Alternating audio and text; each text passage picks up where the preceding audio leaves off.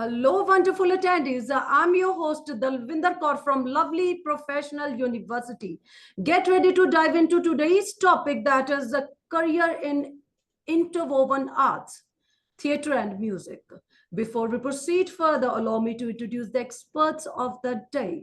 Dr. Kulwinder Singh, Associate Professor, School of Liberal and Creative Arts, Theatre and Music, Lovely Professional University. Dr. Singh has been recognized with the numerous awards, including the Teachers Appreciation Award by Lovely Professional University and more. His expertise in Gurmat Sangeet and traditional Shabad Kirtan is widely respected. So now I would like to introduce Dr. Rohit Kumar, Assistant Professor, School of Liberal and Creative Arts, Theatre and Music, Lovely Professional University. So now I would like to introduce Mr. Anubhav Sharma, Lemonai, music composer, producer, and guitarist. He has over 6 years of live performance experience. He excels in guitar, sitar, keyboard, and tabla. Mr. Anubhav is also the co-founder of Laparwa, the band. So now I would like to introduce Mr. Harkamal Preet Singh, Lemonai, actor and theatre practitioner with experience working as an assistant director at Blessing Studios and PTC. His expertise spans creative writing, short division, and more. So now I would like to introduce the admission nominee also in this webinar, Mr. Rishabh Sharma, Officer and Area Coordinator at the Department of Types, Division of Admission, Lovely Professional University. Mr. Sharma plays a pivotal role in connecting the university with various institutions and organizations. Before we proceed further in today's session, I would like to request everyone for any questions. You can write in the chat box or in the Q&A box, and same will be addressed from my side in the end of this webinar. And now I hand over the things to Dr. Kulwinder Singh, and it would be an absolute delight to listen from him. Over to you, Dr. Kulwinder Singh. Thank you ma'am, thank you ma'am. सबसे पहले मैं अपनी तरफ से भी हमारे आज के जो पैनलिस्ट हैं डॉक्टर रोहित कुमार जी और मिस्टर अनुभव शर्मा और मिस्टर हरकमलप्रीत सिंह, इनको मैं धन्यवाद करता हूं कि वो हमारे जो इस वेबिनार में आए हैं, अपने कीमती समय में उन्होंने समय दिया है। जैसा कि आज का समय जो है उसमें थिएटर और म्यूज़िक जो विधाएं हैं, इनमें जो कैरियर के पर्सपेक्टिव में लेके बहुत सारी चिंताएं रहती हैं स्टूडेंट्स के मन में। तो विद्यार्थियों के लिए हम ये वेबिनार लेके आए हैं जिसमें हमें संगीत और थिएटर दोनों में किस तरह से हम अपना कैरियर बना सकते हैं एज ए म्यूज़िक आर्टिस्ट और एज ए थिएटर आर्टिस्ट। हमें किन चीज़ों का ध्यान रखना होता है जिससे हमें हमारी जो कला है, कौशलता है, वो उसमें और ज़्यादा निखार आए और हम दोनों आर्ट को समझ पाएँ और इसमें आगे अपना कैरियर बना पाएँ। जैसा कि हम जानते हैं कि जो थिएटर और म्यूज़िक है, या हम इसको हम भारतीय परंपरा के अनुसार देखें, जो नाट्य और संगीत, इसका संबंध जो है वो प्राचीन समय से ही रहा है, ठीक है। और हमारा जो इसका जो हम सबसे हमारे प्रामाणिक ग्रंथ है नाट्य शास्त्र में भी हमें नाट्य और संगीत के बारे में बहुत सारी जो इंस्ट्रक्शंस मिलती हैं, थ्योरी मिलती है हमें, किस तरह से हमें नाट्य के जो पैरामीटर्स होते हैं उसके हिसाब से हमें अपनी कला को, अपनी भावनाओं को व्यक्त करना होता है, उसको प्रदर्शित करना होता है मंच के ऊपर। और साथ ही साथ एज ए थिएटर आर्टिस्ट या एक नाट्य का एक कलाकार के तौर पर हमें संगीत की जो बारीकियां हैं, जो संगीत की जो हमारी आवाज़ के साथ, हमारे आर्ट के साथ जो अभिनय हम करने वाले हैं, उसमें संगीत की कितनी इन्वॉल्वमेंट चाहिए और उसका महत्व क्या रहता है, उसके बारे में भी हमें जानकारी होनी चाहिए। तो ये हमारी जो डिस्कशन रहेगी, सभी सारे जो व्याख्या उसके ऊपर रहेगी हमारे। तो सबसे पहले मैं शुरुआत करना चाहूँगा हरकमलप्रीत सिंह से। हरकमल, जैसा कि आप हमारे विद्यार्थी भी रहे हैं और इंडस्ट्री में जाके आप काम कर रहे हैं, तो बीइंग अ थिएटर आर्टिस्ट, जब आप यहाँ पर पढ़ाई कर रहे थे और जब यहाँ से गए हैं, तो आपको क्या ऐसा लगता था कि जैसे हम कोई प्ले की तैयारी करते हैं तो उसमें म्यूज़िक की कितनी इन्वॉल्वमेंट रहती थी और हमारी जो एक कैरेक्टर की डेवलपमेंट होती है, या हमारा जो डायलॉग होता है, एक आर्ट में, हमारे जो प्ले में, तो उसका जो एक डिस्टेंस रहता है कि उसका फ्लो कितना होना चाहिए, उसमें म्यूज़िक किस तरह से कितनी मात्रा में वहाँ पर रहेगा, किस तरह का रहेगा भाव उत्पत्ति के लिए, वो अपना थोड़ा-सा एक्सपीरियंस जो है हमारे साथ शेयर करें। जी, जी sir. First of all thank you so much and good afternoon to everyone. Sir, music और थिएटर का आपस में रिलेशन बहुत ही, मतलब दोनों चीजें पैरेलल चलती हैं कहीं ना कहीं। देखिए, जब भी हम कोई अभी आप विजुअल चीजों को छोड़ ही दीजिए सर, जब हम ऑडियो में कुछ चीज सुनते हैं, मान लो कोई स्टोरी टेलिंग आजकल जैसे बड़ी फेमस हो गई है, हम उनको सुनते हैं तो जैसे अगर मैं अकेली कहानी सुना रहा हूँ कि एक लड़का था, वो अंधेरे में जा रहा था, हवा का झोंका आया। अब क्या हो रहा है, सिर्फ बोल रहा हूं मैं, तो एक लड़का है, जा रहा था, वो धीरे धीरे अपने कदम आगे बढ़ा रहा था। क्यों ना अगर इसी के पीछे कदमों की आवाज डाल दें हम, जो उसके स्टेप हैं वो डाल दिए जाए, जब जो कि ऐसा होता है आजकल। ये भी तो म्यूजिक है, हर चीज में म्यूजिक है। उसमें क्या है, उसके कदमों की आवाज डाल दी जाती है। ठीक है, वो लड़का आगे बढ़ता गया, हवा का झोंका आया, हवा का झोंका एक साउंड दे दी हमने। ठीक है, आगे जा रहा था, पत्ते जमीन पर बिखरे हुए थे, हवा के झोंके के साथ आगे बह रहे थे। यहाँ पे क्या है कि हम सिर्फ बोल रहे हैं, और अगर इन्हीं शब्दों के पीछे हम उन्हीं चीजों की साउंड लगाते जाएं, पत्तों के बिखरने की, उनके इकट्ठे होने की, तो आप देखेंगे कि वो आपको एक अलग मूड देंगे। अगर हॉरर हॉरर दूसरी एग्जांपल ले लेते हैं किसी हॉरर सीन की।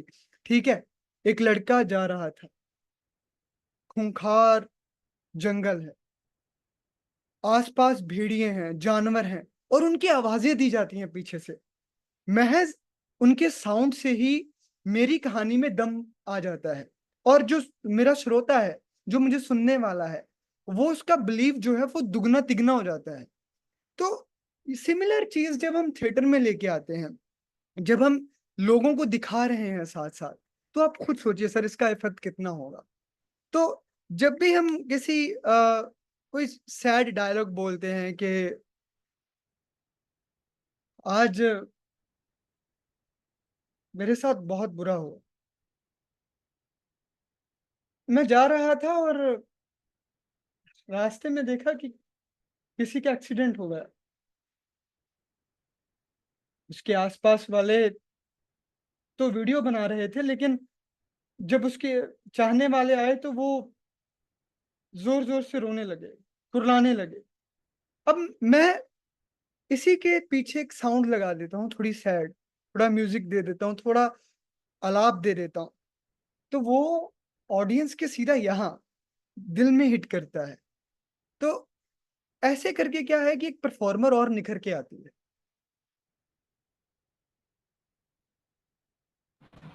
बिल्कुल सही कहा आपने। जी, क्योंकि संगीत और नाट्य जो हैं, वो हमारी भाव प्रस्तुति जो है, जो भाव की अभिव्यक्ति है, उसी का ही एक सशक्त माध्यम के रूप में हमारे पास हैं, कलाएँ हैं। जी, तो मैं इसी से आगे एक क्वेश्चन और मेरा है कि जैसे कि आपने भाव उत्पत्ति के लिए कहा कि अगर हमें मान लीजिए कोई सीन जो चल रहा है, क्रिएट है, कोई हॉरर का है, या उसमें करुण रस करना है, या उसमें शांत रस का है, या वीर रस की भाव उत्पत्ति करनी होती है, या एक एक जो डायलॉग से हटके एक 2 डायलॉग्स के बीच में जो एक स्पेस रहती है, उसमें भी एक म्यूज़िक क्रिएट करना होता है ना? तो वो चाहे वो हवा का झोंके का हो, या फिर वो कदमों की आहट हो, या फिर कोई ऐसे स्टेज के ऊपर वो घर का ही कोई सीन हो जिसमें मान लीजिए कोई एक्ट कर रहे हैं हम, जिसमें वो पानी ही पकड़ाना हो और उसमें से कोई ग्लास का टूटना है, या फिर है ना? तो इस तरह की बहुत सारी चीज़ें होती हैं जो क्रिएट करती हैं। उसमें म्यूज़िक किस तरह से होना चाहिए, और वो डायलॉग डिलीवरी किस तरह से होनी चाहिए, उसको किस तरह से हम और अच्छे से, ताकि हमारा जो पटकथा है, जो हमारी स्क्रिप्ट है, उसके अकॉर्डिंगली हम उसके भाव को सही तरीके से लोगों के में ले जाएँ। मैं ये जानना चाहता हूँ आपसे कि जब आप कोई स्क्रिप्ट लेते हैं और उसको आप प्ले के लिए, परफ़ॉर्म करने के लिए जब आप उसकी तैयारी करते हैं, तो म्यूज़िक जो होता है वो आप आपके ध्यान में किस तरह से रहता है कि आपने लाइव म्यूज़िक को उसमें इंट्रोड्यूस करवाना है या फिर आपने जो रिकॉर्डेड म्यूज़िक होता है उसको आप ज़्यादा पसंद करते हैं? और दोनों में आप अंतर क्या रहता है? अगर रिकॉर्डेड म्यूज़िक यूज़ करते हैं तो उसमें और लाइव म्यूज़िक में, दोनों में आप किस तरह से अपने आप को देखते हैं कि वो ज़्यादा ईज़ी रहता है या फिर उसका ज़्यादा इम्पोर्टेंस रहती है? लाइव म्यूज़िक और रिकॉर्डेड म्यूज़िक, किसको प्रेफ़र करना चाहेंगे? देखिए सर, ये हमारी स्क्रिप्ट पे डिपेंड करता है, ठीक है? अगर सिर्फ़ आप यहाँ पे प्रेफ़रेंस कह रहे हैं तो क्योंकि नीड दोनों चीज़ों की होती है हर एक स्क्रिप्ट में। ज़रूरी नहीं है कि मैं सिर्फ़ लाइव ही लेके चलूँ, क्योंकि अ, अगर मुझे स्टेज पे बादलों की गड़गड़ाहट दिखानी है तो वो महज़ एक आलाप लगाने वाला या तबला या हारमोनियम नहीं काम करेगा उतना वो। उसके लिए मुझे रिकॉर्डेड चीज़ें ही चाहिए। और कोई भी स्क्रिप्ट लेते हैं सर, हर चीज़ म्यूज़िक जो है पूरा स्क्रिप्ट पे ही डिपेंड करता है। एक स्क्रिप्ट ली जाती है, उसे एनालाइज़ किया जाता है, उसकी बैकग्राउंड देखी जाती है कि उसका जो एनवायरनमेंट है, क्या है, इस समय क्या चल रहा है। तो उसी हिसाब से हम देखते हैं। जैसे कोई म्यूज़िक सैड है, तो सैड, अगर कुछ ग्रेइश चीज़ दिखानी है, तो उस हिसाब से। और डायलॉग में ये कैसे आता है कि आपने सर एक चीज़ देखी होगी माइम में ख़ास तौर पे, मैं इस चीज़ से ज़रा अच्छे से डिस्क्राइब कर पाऊँगा। अ, 2 लोग हैं स्टेज पे, लाइव स्टेज की बात कर रहा हूँ, 2 लोग हैं स्टेज पे, उन्होंने आपस में बात करनी है ग्रेइश टोन, ठीक है? और क्या बात करनी है वो ऑडियंस को भी नहीं बताना। अब क्या है कि वो दोनों आपस में लगे हुए हैं धुंधले प्लानिंग कर रहे हैं, कोई खतरनाक प्लानिंग कर रहे हैं आपस में। ये ऐसे, ऐसे, ऐसे, ऐसे। तो क्या है, हम वहाँ पे साइलेंस नहीं रखते। वहाँ पे एक म्यूज़िक लगा देंगे। एक ऐसा म्यूज़िक जो ऑडियंस पे प्रभाव डाले कि वाक़ई में ये ऐसी कोई प्लानिंग कर रहे हैं जिससे कोई खतरा पैदा होने वाला है, कोई चुगली हो रही है या कुछ ऐसा इफ़ेक्ट होने वाला है जो आगे जाके मेन कैरेक्टर पे प्रभाव डालेगा, जो आगे जाके पूरी स्टोरी पे प्रभाव डालेगा। तो इस तरीके से हम म्यूज़िक को चूज़ करते हैं। और थिएटर और स्टोरी में सर म्यूज़िक का एक अलग प्रभाव है। मुझे लगता है कहीं न कहीं ये दोनों चीज़ें पैरेलल चलती हैं। क्योंकि मैंने जितना भी एक्सपीरियंस है मेरा, उस हिसाब से मैंने यही जाना है कि म्यूज़िक की वजह से कहीं न कहीं फीलिंग्स उमड़ती हैं, ठीक है? कोई एक डायलॉग है, महज़ मैं स्टेज पे बोल रहा हूँ, एक आपस में कन्वर्सेशन चल रही है, डायलॉगबाज़ी चल रही है 2 किरदारों की, ठीक है। लेकिन एक एक कलाकार को जब अकेले मोनोलॉग बोलने का मौका मिलता है स्टेज पे, प्ले के बीचों-बीच, और उसे पीछे एक सेटअप मिलता है म्यूज़िक का, according to script, according to situation. इसमें हम किसी पर्टिकुलर चीज़ को नहीं लेके आ सकते। तो वो एक उसे उस सिचुएशन का उसमें ले आता है उसमें, उसे रियलाइज़ करवाता है, उसके जो इंटरनल सर्कल चलना चाहिए इमोशंस को लेके, उसमें बहुत हेल्प करता है वो। बिल्कुल, बिल्कुल। क्योंकि जैसा कि आपने कहा है कि माइम की बात की है, तो जी, हमारा जो अगर हम अपने हिस्ट्री के में देखें, इतिहास में देखें हमारे नाट्य का, तो जी, हमारे जो संस्कृत जो नाट्य थे, उस एज में ज़्यादातर म्यूज़िक और नृत्य, डांस और जो मूक अभिनय था, जो हमारे शारीरिक अंग जो आंगिक जो हमारी प्रस्तुतियाँ थी, उसकी उसके उसी से ही नाट्य जो है पहले ऐसे खेला जाता था। तो जी, ये इम्पोर्टेंट रहा है शुरू से ही कि हमारी जो एक भावनाएँ हैं, जब तक शब्द नहीं उसमें इंक्लूड किए गए, उस समय भी संगीत, नृत्य जो है वो हमारे नाट्य के साथ जुड़ा रहा है। जी, और इसीलिए क्योंकि मैं तो ये समझता हूँ कि थिएटर एक ऐसी कला है जिसमें ना केवल काव्य कला इसमें या इसमें जो शब्द इसका इन्वॉल्वमेंट होती है, म्यूज़िक भी होता है, गायन, वादन, नृत्य तीनों इसमें समावेश होता ही है। और हुँ, इसी में ही वो बाकी जो हम शास्त्रों में 64 कलाओं का वर्णन करते हैं कि 64 कलाएँ होती हैं, वो सारी की सारी थिएटर में इन्वॉल्व होती ही हैं। जी, तो जी, जैसे कि हमने आपने ज़िक्र किया कि हमें अगर स्टेज क्राफ्ट करनी है, तो क्राफ्टिंग में भी है। उसमें भी हमें अगर कोई कितना उसका डिज़ाइनिंग कैसे रहेगी, सेट डिज़ाइनिंग कैसे रहेगी, है ना? तो एक छोटी से छोटी चीज़, एक सुई से लेकर के और बड़ा एक जो सेट लगाना होता है, तो सारा का सारा वो आर्ट का ही होता है, वो भी हमारी स्क्रिप्ट के अकॉर्डिंगली ही हम उसको चूज़ करते हैं। जी। तो ये एक आर्ट है, लेकिन क्योंकि मैं अपने विषय की तरफ आऊँ, मैं एक और आपसे क्वेश्चन जानना चाहता हूँ कि श्योर एक sure being a theatre artist, music की आप कितनी समझ चाहते हैं कि एक आर्टिस्ट को, थिएटर कलाकार को संगीत की कितनी समझ होनी चाहिए जी जी ताकि वो बहुत अच्छा थोड़ी आपकी आवाज रुक रही है सर।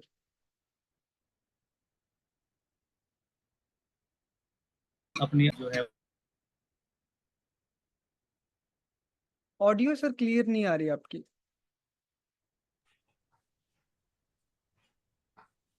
डॉक्टर कुलविंदर, आप अनम्यूट करें।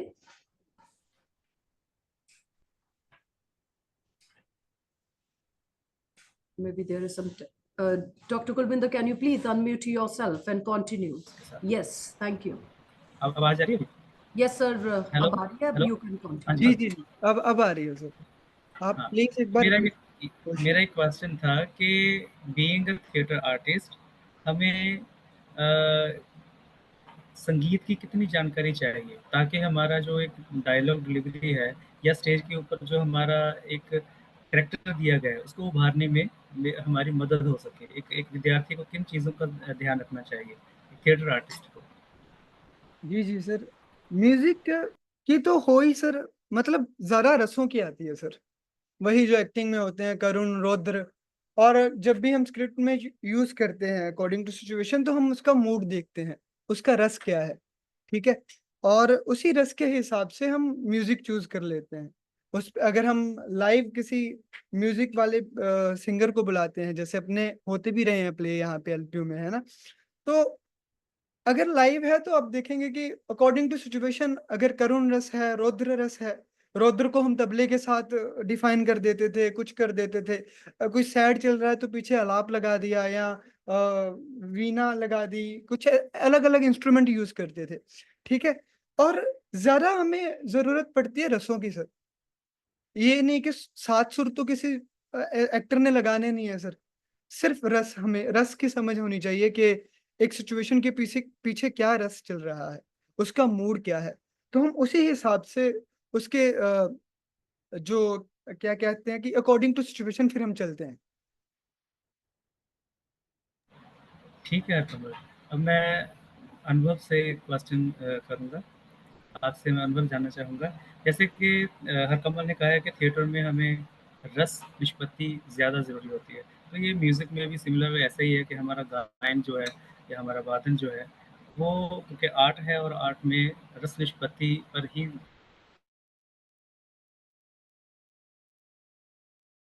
जी सर, अ, आपकी ऑडियो चली गई है।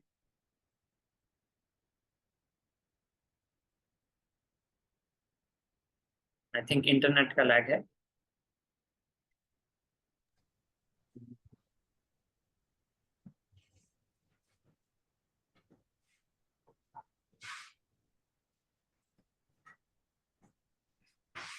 Dr. Rohit, can you please continue? Dr. Rohit.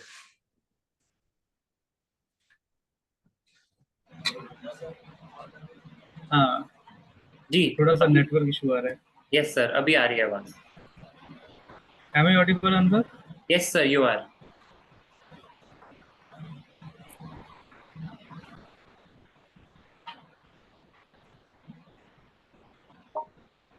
हाँ, हाँ। तो मेरा आपसे ये क्वेश्चन है कि जब हम एज ए म्यूजिक डायरेक्टर के तौर पर या एक संगीत विद्यार्थी के तौर पर जब हम थिएटर को देखते हैं, इसमें कैरियर बनाने की बात करते हैं, तो सबसे पहले हमें जो रस है उनको सामने देखते हुए और स्क्रिप्ट आपके सामने पड़ी हुई है उसको देखते हुए जब म्यूजिक क्रिएट करना होता है, तो कौन सी ऐसी बातें हैं जो हमें ध्यान में रखनी चाहिए? जो आप अपने एक्सपीरियंस से हमें शेयर करें। जी जी sir, so before continuing this answer, I would like to thank everyone for inviting me, and I'm glad to be part of this discussion. तो आपके क्वेश्चन पे आते हुए सर, कि अपने एक्सपीरियंस से मैं ये बता सकता हूँ, जैसे कि हरकमल जी ने ऑलरेडी बताया कि रसों को जानना बहुत जरूरी है। म्यूजिक में हो चाहे वो थिएटर में हो, प्रधानता उन्हीं की ही है। हमें बेसिकली इमोशंस को अंडरस्टैंड करना है और उसके पैरेलल जो भी आर्ट फॉर्म में चीजें ढूंढनी है। जैसे अगर म्यूजिक की मैं बात करूं, जो कि मेरा सब्जेक्ट है, तो उसमें ऐसी कौन सी चीजें हैं, ऐसे कौन से पैटर्न्स हैं, ऐसे कौन से इंस्ट्रूमेंट्स हैं, कौन सी साउंड्स हैं जो उन इमोशंस के पैरेलल हैं। अगर सैडनेस की बात करें तो सैडनेस वाली कौन सी साउंड्स हो सकती हैं।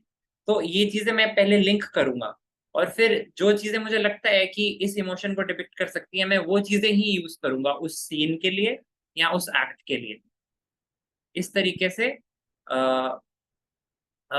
से लिंक करके, पैरेलल्स ढूंढ के, जैसे कि आर्ट फॉर्म थिएटर है वैसे ही आर्ट फॉर्म म्यूजिक है, और म्यूजिक थिएटर के अंदर इनकलकेटेड है। वैसे ही मुझे एक्टिंग की भी जानकारी होनी जरूरी है, क्योंकि एक्टर्स क्या कहना चाहते हैं, किस इसकी आवाज ही इंटेंशन। नहीं आ रही। मेरी आवाज क्लियर है क्या? हाँ, आपकी आवाज आ रही है। जी जी। एक्टर्स किस इंटेंसिटी से बताना चाहते हैं वो सीन, मैं भी उसी इंटेंसिटी से म्यूजिक देने की कोई कोशिश करूंगा। सो मुझे थोड़ी जानकारी उसकी भी जरूरत चाहिए, एंड ज्यादा जानकारी मुझे इमोशंस की, ह्यूमन अंडरस्टैंडिंग की चाहिए।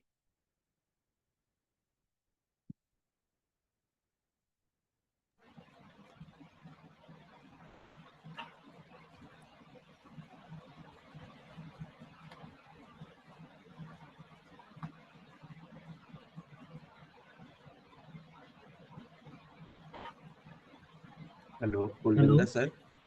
जी जी, बात जी करिए। सर। हाँ जी, ठीक है अनुभव, थोड़ा सा नेटवर्क इशू मेरी तरफ से हाँ चल जी, रहा कोई था। बात नहीं सर। तो मैं next doctor Rohit Kumar sir से बात करना चाहूँगा।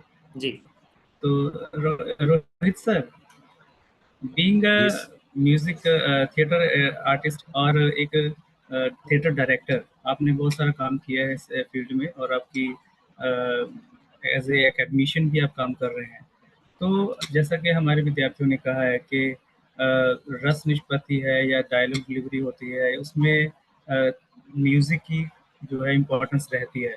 तो मैं आपसे ही जानना चाहता हूँ कि जब हम कोई थिएटर की प्रोडक्शन करते हैं, तो उसमें म्यूजिक की जो एक ओवरऑल डिजाइनिंग होती है, वो किस तरह से, आप कौन सी बातें ध्यान में रख के शुरू से लेके एंड तक आप करते हैं, उसके बारे में थोड़ा आप दिशा निर्देश कीजिए, या उसके बारे में थोड़ा सा बताएं कि किस तरह से वो कौन सी बातें होती है जिसको ध्यान में रखना होता है। थैंक यू सभी को। मैं थोड़ा सा पीछे जाऊं कि अनुभव को दो लाइन अनुभव और भी कुछ अपनी बातें रखे, उसके बाद मैं, मुझे लगता है कि अनुभव को थोड़ा कम समय दिया गया, और दो लाइन अपनी बात पूरी रखे जो हमारा टॉपिक है उससे रिलेटेड, दो चीज, एक दो मिनट और बोले, फिर मैं पूरी बात सर मतलब मैं बताना चाहूंगा। जी सर। अनुभव को थोड़ा समय, कुलविंदर सर 1 मिनट और दीजिए कि वो अपनी बात रखें। जी थोड़ा जो सर। टॉपिक है सर, थोड़ा मैं उनसे क्लियर होना चाहता हूँ कि वो क्या, जैसे कि हर ये जो सबसे पहले बोले हरकमल प्रीत जी, तो मैं चाहता हूँ कि अनुभव थोड़ा सा आप भी अपनी राय दें जो हमारा टॉपिक है उससे रिलेटेड। उसके बाद मैं कुलविंदर जी सर की सर। बातें करवा दूंगा। जी जी सर, मैं कोशिश करूंगा। हाँ तो जी जी, 1 मिनट में अपनी बात खत्म कर सकते हैं जी। मैं अपना एक्सपीरियंस की तरफ से ही सिर्फ आंसर दे सकता हूँ, और मेरा एक्सपीरियंस ज्यादातर म्यूजिक में रहा है। टू बी ठीक है ऑनेस्ट, मैंने थिएटर्स देखे जरूर हैं, बट थिएटर में मुझे म्यूजिक करने का कभी मौका नहीं मिला। बट जी जी मैंने मूवीज और शॉर्ट फिल्म्स, वीडियोस, इनके म्यूजिक को देखने का और कुछ कुछ हद तक करने का मुझे मौका मिला है। तो उस एक्सपीरियंस पे मैं इस निष्कर्ष पे हूँ कि ह्यूमन अंडरस्टैंडिंग होनी जरूरी है। इमोशंस, फीलिंग्स, ये जब तक आर्टिस्ट या कंपोजर संवेदनशील नहीं होगा तो ये चीजें वो नहीं जान पाएगा। संवेदनशील होना पहला है, और दूसरा उनको समझना भी है। जरूरी नहीं कि एक बंदा कोई चीज महसूस कर पाता है तो जरूरी नहीं कि वो उसको समझ भी रहा है। उसको समझने के लिए हमारी एजुकेशन काम आती है। अब जैसे हमने अपनी डिग्री के दौरान जो नाट्य शास्त्र पढ़ा, नाट्य शास्त्र में जो हमने रस निष्पत्ति पढ़ी, रसों के बारे में हमने जो ज्ञान इकट्ठा किया, उसके कारण मैं अब अपनी ये जो फीलिंग्स जो मैं महसूस करता था उनको टर्म कर सकता हूँ, उनको टैग कर सकता हूँ। तो इस तरीके से एक मैप बन जाता है जितना हम यूज कर सकते हैं। एंड दूसरा मैप मैं ये बोल रहा था कि जैसे कौन सी म्यूजिक में ऐसी कौन सी चीजें हैं जो मुझे किसी भाव या किसी रस का अनुभव करवा सकती हैं, उन चीजों को पहले मैं आइडेंटिफाई करूंगा। फॉर एग्जाम्पल, मैंने ये महसूस किया है कि जो गिटार का प्रयोग है, गिटार की साउंड का प्रयोग है, उसको हैप्पी हैप्पी इस्तेमाल करना इजी है। इसी तरीके से कुछ जाइलोफोन जैसा इंस्ट्रूमेंट है, जैसे बेल्स हैं, उनको हैप्पी हैप्पी या खुशनुमा फीलिंग्स के लिए यूज करना इजियर है। ये मेरी खुद की अंडरस्टैंडिंग से मुझे पता चला। तो इसी तरीके से कई इंस्ट्रूमेंट्स उसके लिए सूटेबल हैं। कई राग जो हैं वो हमें खुशनुमा महसूस कराते हैं। कई राग हैं जो गम गम महसूस करवाते हैं, जिनमें कुछ दर्द है। तो इसी तरीके से ये सब चीजें की जब अंडरस्टैंडिंग होती है, उनको फिर रिलेट किया जाता है स्टोरी के साथ, सीन के साथ। तो इस तरीके से मुझे समझने का मौका मिला। जी थैंक यू अनुभव। जी कुलविंदर सर। हेलो। जी जी सर। ओके, सॉरी ये सर, मैं इसलिए सुनना चाह रहा था कि थिएटर के पॉइंट ऑफ व्यू से बात थोड़ा अच्छे से रखा, लेकिन उनको कम समय मिला, तो मैं दोनों को मिला के मैं सोचा कि इस पर बात करूं, इसीलिए सॉरी सर। कुलविंदर सर, मैं अपनी बात रख रहा हूँ। अनुभव ने राग की बात की, मैं राग से शुरू करता हूँ, फिर रस के जो कुलविंदर सर का सवाल है। जाहिर सी बात है कि हम जब नाटक करते हैं और जब म्यूजिक देने की बात आती है, तो देखा जाता है कि इस सीन में क्या है, कौन सा राग हो सकता है। तो ये बहुत जरूरी होता है। मैं म्यूजिक का ग्रामर मैं नहीं समझ पाता हूँ, लेकिन मूड को समझ पाता हूँ, इसलिए कि मैं डायरेक्ट करता हूँ नाटक को। तो मैं म्यूजिशियन को बोलता हूँ कि भाई ये सर, ये ऐसा मूड है इस सीन का, ये पूरा आप ये क्या कैसे होगा। तो वो दो तीन चीजें सुनाते हैं इस तरह से, गाकर धुन बजाकर या कुछ बताते हैं, तब कहते हैं हाँ ये ठीक रहेगा। तो ये ऐसे होता है। और राग बहुत बड़ी चीज है, और राग के बिना तो कुछ हो ही नहीं सकता है। तो राग यमन, मैं भी सीखता था म्यूजिक, तो राग यमन शुरुआत किया था उस समय। बहरहाल, कुलविंदर सर का रस की जो बात है, कोई भी नाटक उठाते हैं, कोई भी नाटक स्क्रिप्ट लेता हूँ, मैं सबसे ज्यादा अभी तक म्यूजिकल थिएटर किया हूँ। पूरा है मेरा 90% मेरा नाटक जो है, मैं जो भी डायरेक्ट किया हूँ म्यूजिकल, वो भी लाइव म्यूजिकल, रिकॉर्डेड नहीं, लाइव। तो जाहिर सी बात है कि उसका कारण रहा है कि मैं जिस गांव से हूँ, मेरे पिताजी से ही नाटक सीखने को मिला। तो मेरे गांव में न- नाटक और म्यूजिक खूब होते थे, तो मेरे घर में भी रिहर्सल होता था। तो मैं बचपन से संगीत सुनते आया हूँ। कोई भी गाने के साथ कोई नाटक शुरू हो रहा है, तो एक पता नहीं एक मूड मुझे समझ में आता है। मैं थोड़ा बहुत गा भी लेता हूँ, लेकिन ग्रामर में नहीं जा पाता हूँ, लेकिन गाता हूँ या समझ लेता हूँ कि ये मूड इस तरह का मुझे इस नाटक में चाहिए, तो मुझे वो मिल जाता है। और वैसे म्यूजिशियन मिल जाते हैं जो कि हमारे नाटक को बहुत अच्छे से प्रेजेंट करने में मदद करते हैं। तो रस की निष्पत्ति जहां जहां भी जैसे हो, हमारे रस की निष्पत्ति श्रृंगार रस है, तो जाहिर सी बात है कि श्रृंगार रस से संबंधित हमारे गाने होंगे। अगर लिरिक्स लिखे हुए हैं तो और भी अच्छी बात है, नहीं तो लिरिक्स को बनाना पड़ता है उसी समय। अगर राइटर नाटक में लिखा है लिरिक्स, तो उसको ही एडिट करके या थोड़ा बहुत इजाजत लेके उसको करना होता है। मैं टॉपिक पर आऊंगा कि मेन टॉपिक है कि कैरियर में हमारे म्यूजिक और थिएटर किस तरह से मैनेज करता है। थिएटर और म्यूजिक को अगर कोई भी डायरेक्टर हो, एक्टर हो, म्यूजिशियन हो, वो कैसे थिएटर और म्यूजिक को लेके कैरियर बनाए अपने। तो मैं सबसे पहले एक इंडस्ट्री की बात करेंगे कि पीयूष मिश्रा का तो नाम सब लोग सुने होंगे। पीयूष मिश्रा क्या थे? पीयूष मिश्रा तो बहुत नाटक किए, उन्होंने बहुत सारे गीत लिखा है। आज एक गीत का, उसी समय के संघर्ष के दौर का एक गीत का फिल्मों में कितने करोड़ रुपए लेते हैं। तो थिएटर के बैकग्राउंड जो है ना, थिएटर के बैकग्राउंड से आज पीयूष मिश्रा कहाँ पर है। फिल्मों में म्यूजिक भी देते हैं, गाने भी लिखते हैं।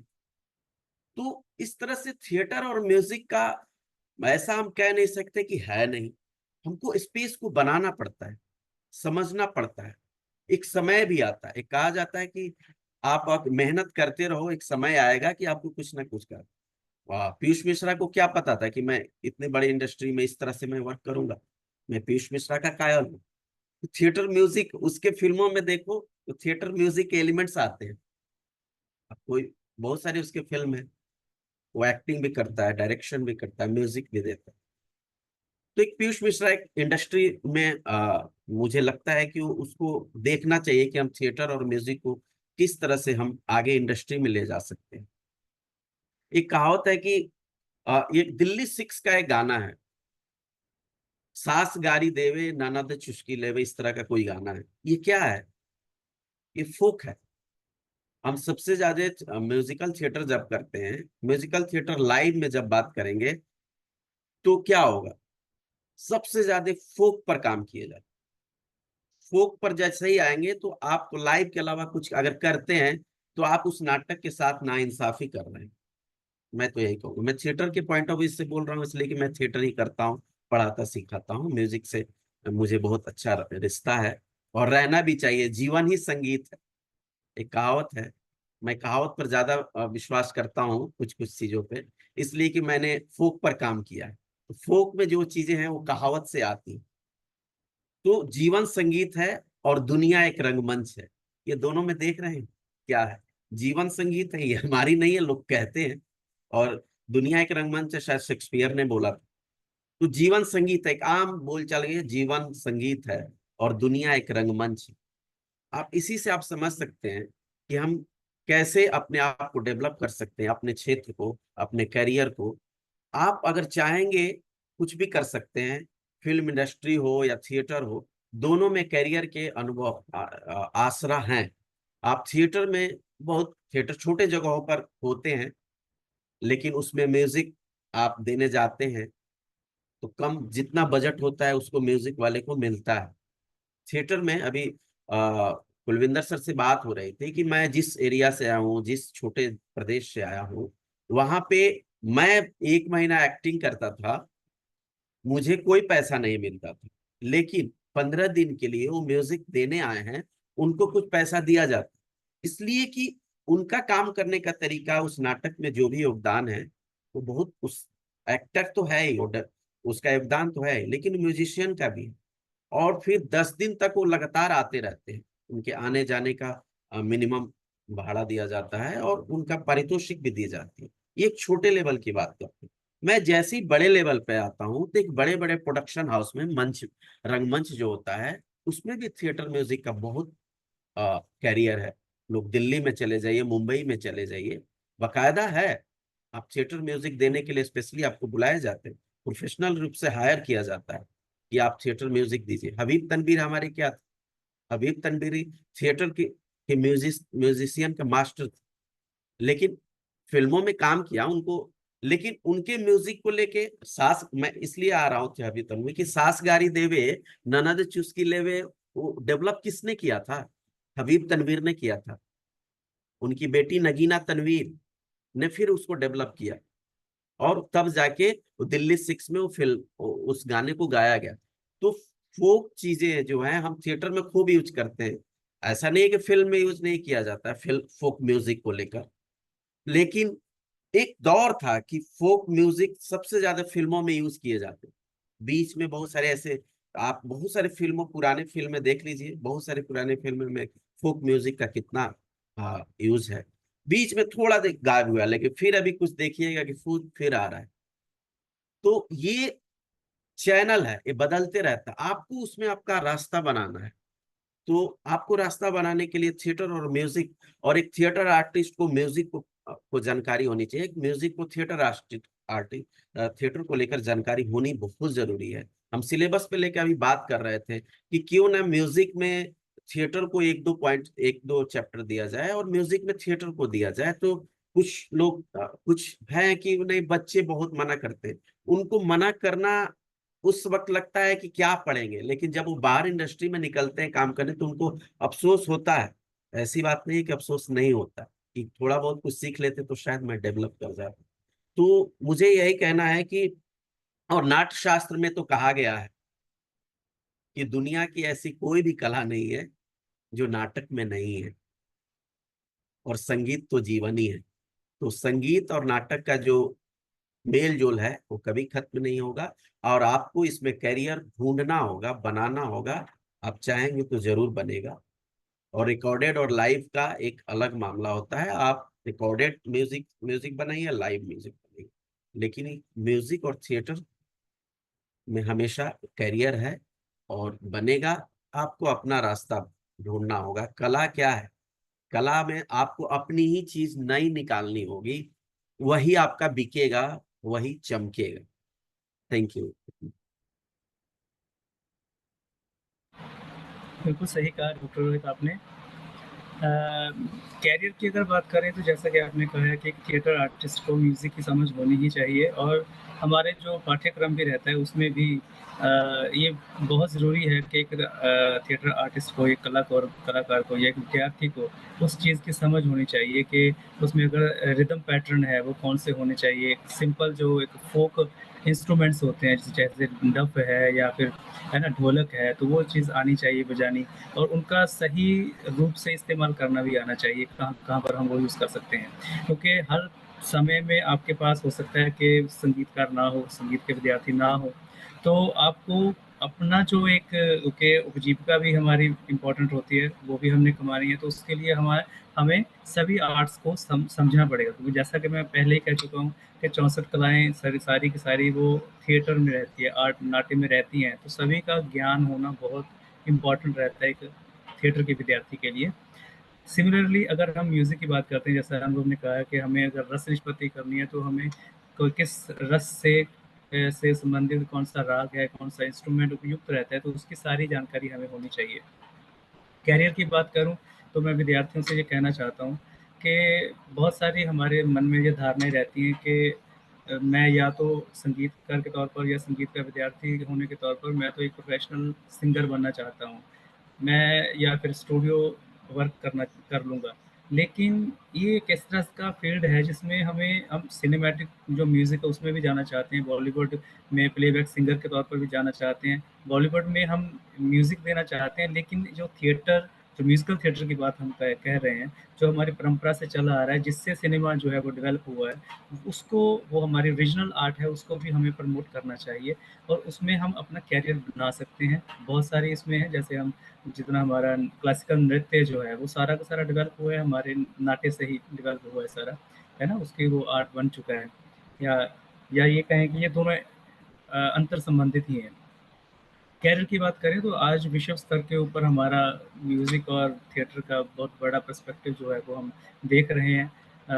अभी मैं पढ़ रहा था कि अगर हम भारत की बात ना करें, अगर हम अब्रॉड जाना चाहते हैं तो स्टूडेंट्स जो हैं, जो एक मल्टी कल्चरल जो हमारी एक फ्यूज़न भी हम कह सकते हैं वो हो रहा है, और हमें अदर आर्ट को समझना है, तो वहाँ पर जाके हमारे पास अगर हम वेस्टर्न म्यूज़िक को समझते हैं और वेस्टर्न जो नाट्य है, जैसे ओपेरा है या और उसके ट्रेडिशंस हैं, उसको हम समझते हैं, तो वहाँ पर जाकर के हमें जो उपजीविका है हमारा, जो हम जहाँ से रेवेन्यू जनरेट करना है, हमें पैसा चाहिए, वो एज ए जॉब भी हम वहाँ पर कर सकते हैं, जिसमें हम 2000 पर वीक जो डॉलर होते हैं, $2000 पर वीक, वो भी हम एज ए जॉब कर सकते हैं वहाँ पर। तो इस तरह की अपॉर्चुनिटीज़ भी हैं, और फॉरेन कंट्रीज़ में बहुत ज़्यादा प्रमोट हो रहा है थिएटर, हमारे इंडिया में तो है ही है।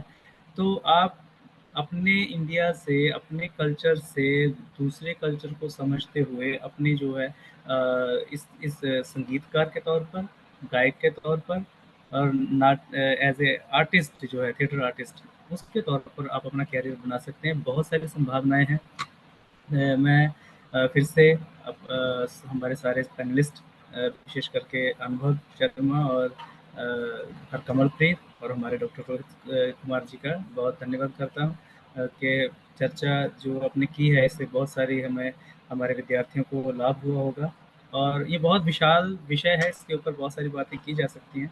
फिर कभी हम किसी और नए विषय के ऊपर या इसी विषय के ऊपर और चर्चा करेंगे। तब तक के लिए धन्यवाद।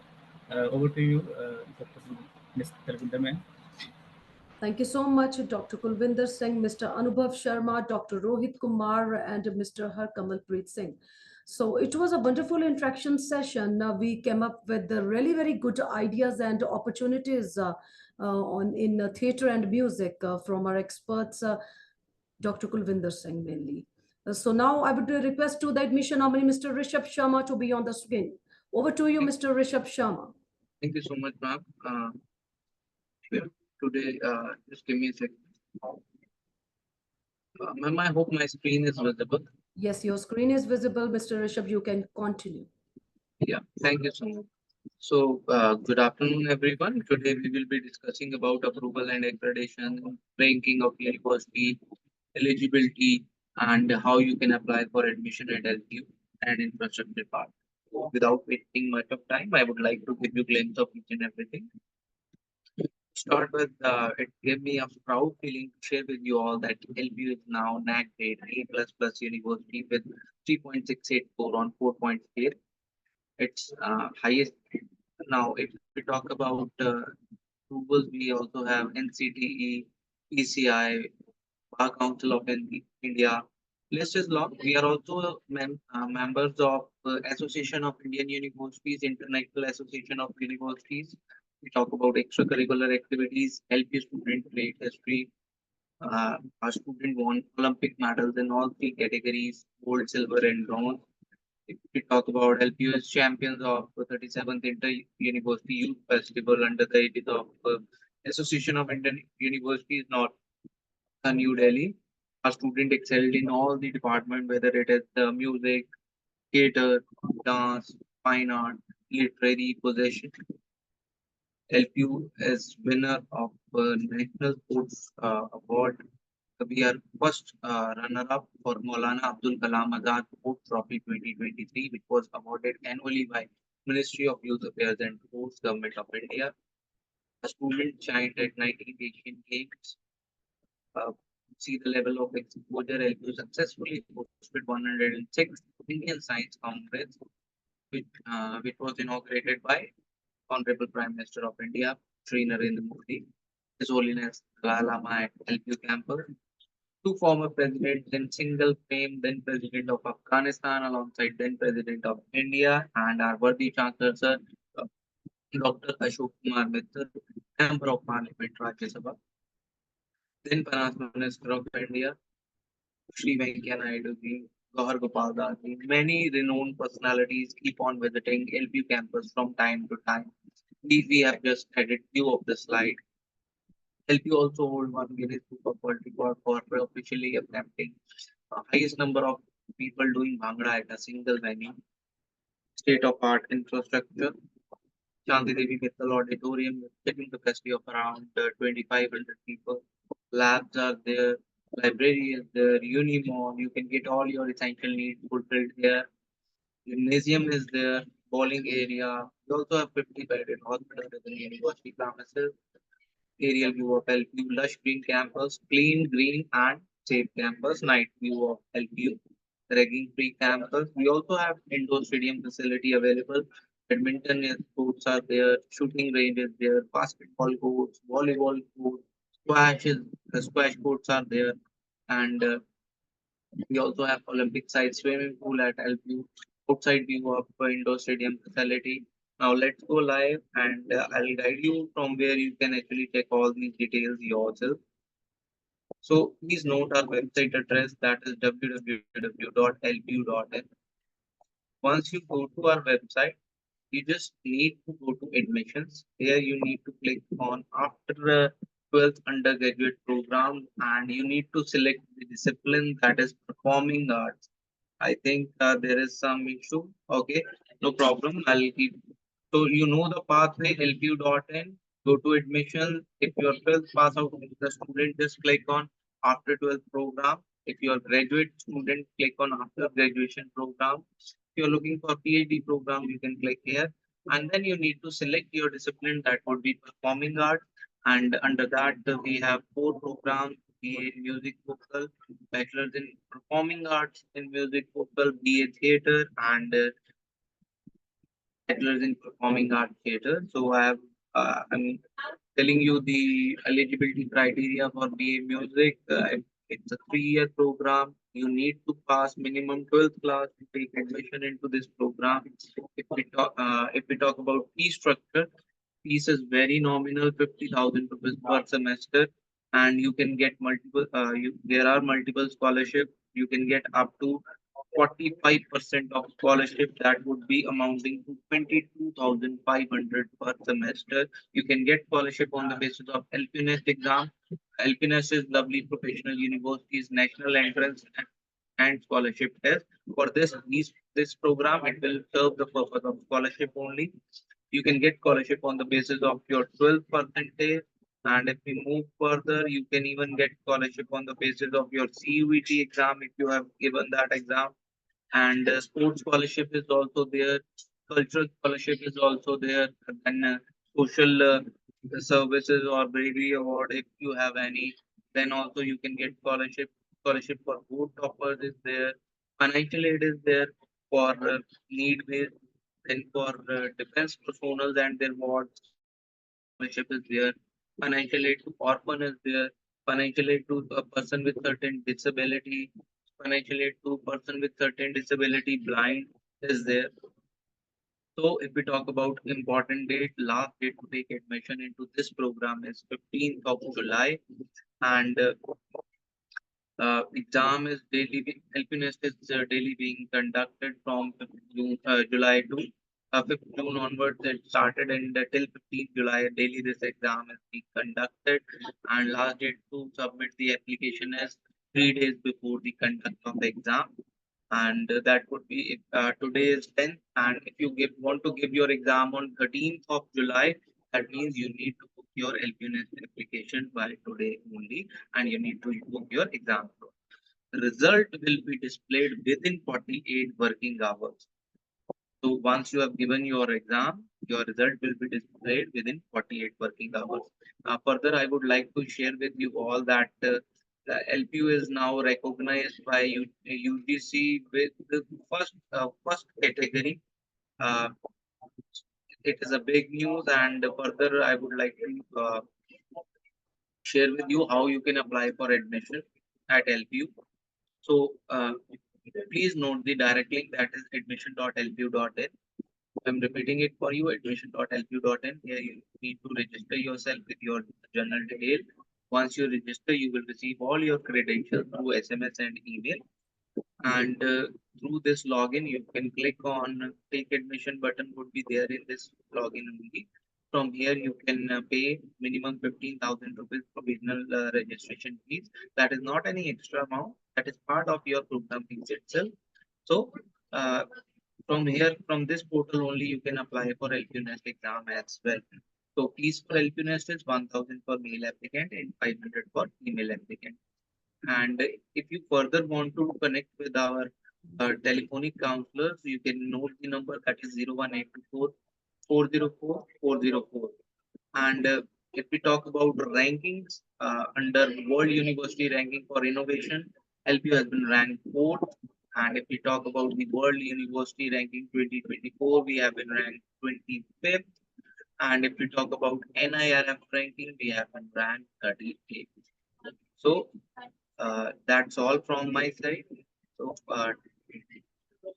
thank you so much, Alvinder ma'am, for giving me this opportunity to guide us today. Thank you so much, Mr. Rishabh Sharma. And once again, thanks to our experts. As we come to the end of this webinar, I want to express my deepest gratitude to our experts for sharing their valuable insights and expertise with us. Your presence, enthusiasm, and active participation have made this experience truly special. Hopefully, the attendees found this webinar to be valuable and will be able to utilize the information for better decision-making regarding admission. If anyone wants to access this webinar again, they can visit our website, that is lpu.in, or can be accessed on YouTube also. Stay connected with us for future webinars. Until we meet again. With the permission of my seniors, I would be signing off this webinar. Take care and goodbye. Have a beautiful day.